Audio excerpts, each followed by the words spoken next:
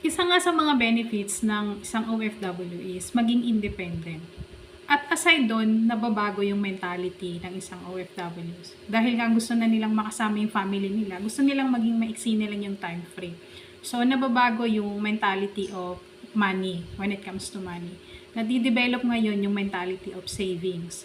And aside doon, nagkakaroon sila ng business mindset mentality.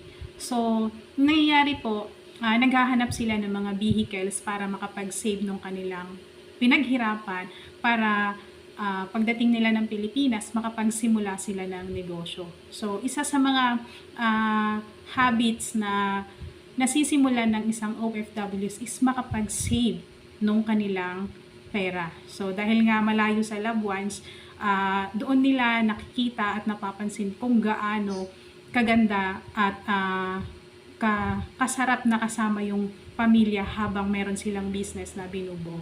So, aside from being homesickness, the same time, nagko-compress yung knowledge ng isang OFW. So, yung talent niya na papagsama-sama niya, yung diskarte, and dahil nga gusto niya nang umuwi ng Pilipinas, nagiging matalino siya pagdating sa usapang financial. So, that's good thing sa isang OFW. So, kung sasamahan lang natin ng financial literacy or financial education, at meron kang time or free, pwede kang maghanap ng mga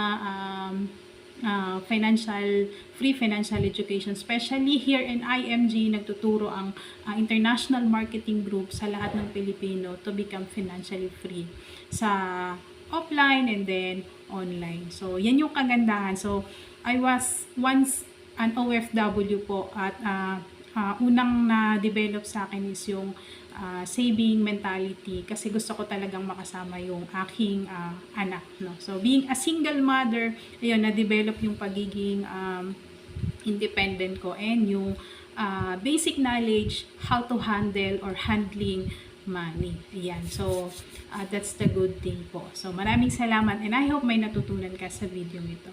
Have a nice day po and God bless.